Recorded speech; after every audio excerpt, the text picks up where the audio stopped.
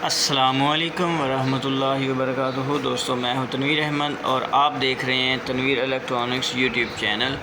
दोस्तों, अगर आप इलेक्ट्रिशियन हैं, यूपीएस स्टेबलाइज़र का काम करते हैं तो प्लीज़ ये वीडियो आप ज़रूर देखें, ये बहुत फ़ायदेमंद हो सकती है। तो दोस्तों, यूपीएस से थोड़ा सा मुश्किल है आम रूटीन वाइज स्टेबलाइज़र बनाना, वो ख़ास कर कि कोई पहला सर्किट बना हुआ हो उसको रिवाइंड करना, क्योंकि हर सर्किट कई थोड़ा सा मुश्किल भी बने होते हैं तो उनको दोबारा रिपेयर करके वही सर्किट को चलाना वो थोड़ा सा मुश्किल होता है। तो दोस्तों, मैं दो चीज़ें आपको बल्कि तीन बताऊंगा इस छोटी सी वीडियो में। वीडियो अच्छी लगे तो वीडियो को लाइक और दोस्तों के साथ शेयर ज़रूर करें। दोस्तों, सबसे पहले मैं आपको इस स्टेबलाइज़र के अंदर स्टेप अप और स्टेप डाउन का तरीका थोड़ा सा बताऊंगा कि ये एक ही जो ट्रांसफार्मर होता है, ये एक ही वक्त में हम इसको कैसे बग़ैर खोले इसी वाइंडिंग को यूज़ कर सकते हैं। दोस्तों, सबसे पहले इसके अंदर एक नीचे वाइंडिंग होती है प्राइमरी और एक सेकेंडरी वाइंडिंग होती है, और स्टेबलाइज़र के अंदर प्राइमरी और सेकेंडरी का आपस के अंदर ताल्लुक़ होता है कि वो एक करंट जोड़ा होता है। जैसे ये ब्रीक तार है प्राइमरी वाइंडिंग और ये सेकेंडरी वाइंडिंग मोटी तार है जिस पर लोड होता है, तो ये यहाँ पे कॉमन की हुई है। तो जो कोई भी दूसरा इसके अलावा ट्रांसफार्मर होता है यूपीएस का और चार्जर होता है, इस तरह के कोई भी होते हैं, वो उनकी प्राइमरी और सेकेंडरी का आपस के अंदर कोई ताल्लुक़ नहीं होता। वो सिर्फ मैग्नेटिक फील्ड की वजह से एक करंट दूसरी कॉइल के अंदर शिफ्ट हो जाता है। तो दोस्तों, इसके अंदर डबल काम होता है, एक तो मैग्नेटिक फील्ड के ज़रिए भी वर्किंग करता है और दूसरा इसके अंदर ये करंट कॉमन होता है।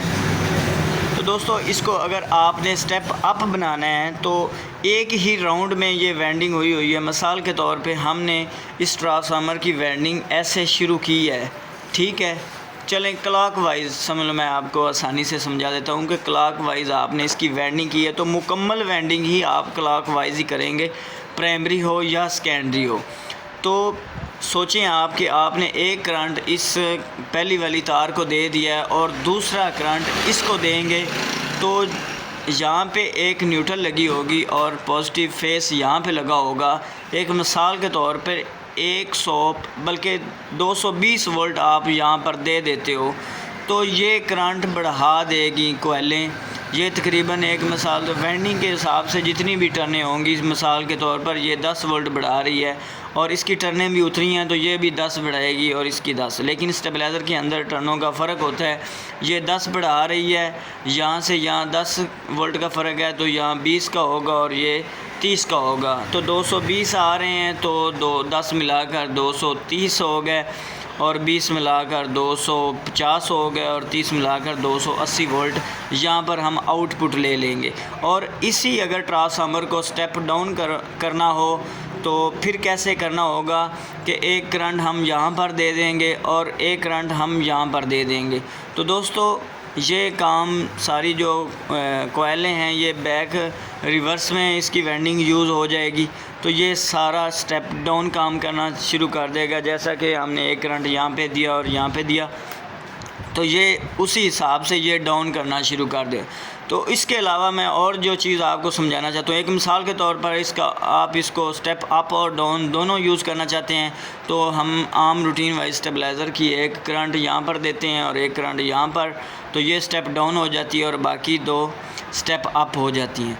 उसके अलावा ट्रांसफार्मर के मज़ीद दो फार्मूले हैं जो मुझे काफ़ी देर के बाद समझ में आया है, तो वो भी मैं आपके साथ शेयर करूंगा कि जो आपने आम रूटीन वाइज हमारे इलाके में 150 से ज़्यादातर कम नहीं होती बिजली, तो हम ट्रांसफार्मर कैसा बनाते हैं कि एक करंट इधर दे देते हैं, एक करंट इधर दे देते हैं। अगर 250 वोल्ट से ऊपर चले जाएं तो फिर ये वाला करंट यहाँ से हमें मिलना शुरू हो जाता है।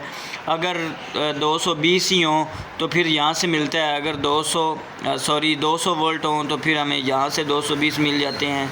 180 90 50 हों मतलब उसी हिसाब से यहाँ पे हमें करंट मिल जाता है। आउटपुट हम अलग रूटीन वाइज ले लेते हैं। तो दोस्तों, वीडियो थोड़ी सी लंबी होगी, मैं इसको क्लोज़ कर रहा हूँ।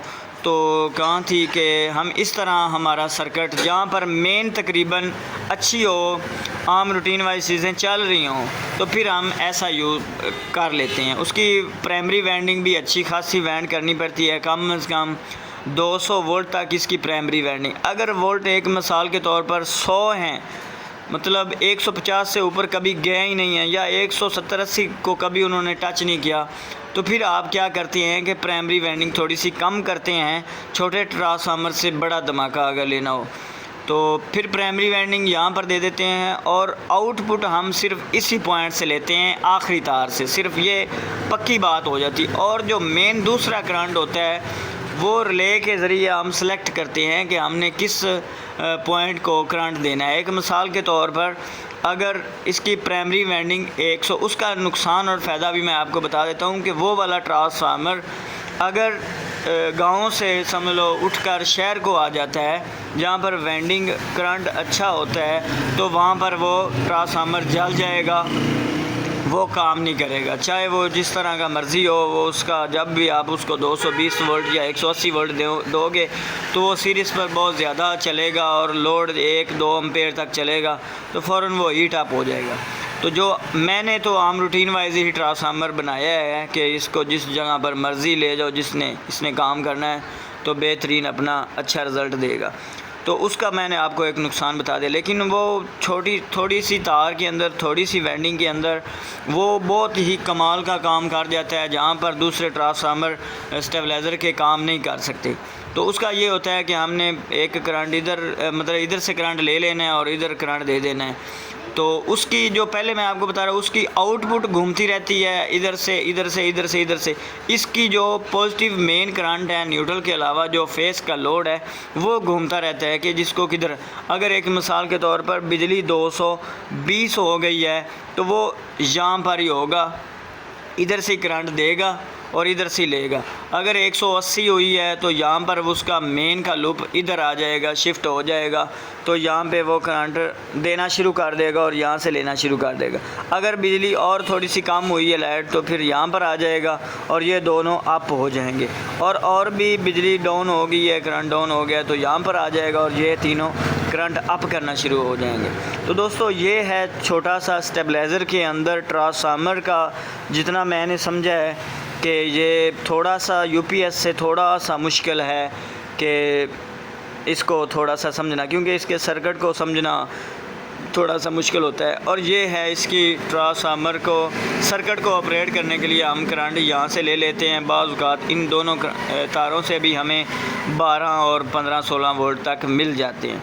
तो दोस्तों वीडियो आपको अच्छी लगी है तो वीडियो को लाइक और दोस्तों के साथ शेयर ज़रूर करें। अगर अभी तक आपने हमारे चैनल को सब्सक्राइब नहीं किया तो चैनल को सब्सक्राइब कर लें। मिलते हैं इस तरह की और नई वीडियो के साथ। अपना बहुत सारा ख्याल रखिए और दुआओं में याद रखिए। अस्सलामु अलैकुम वरहमतुल्लाहि वबरकातुहू।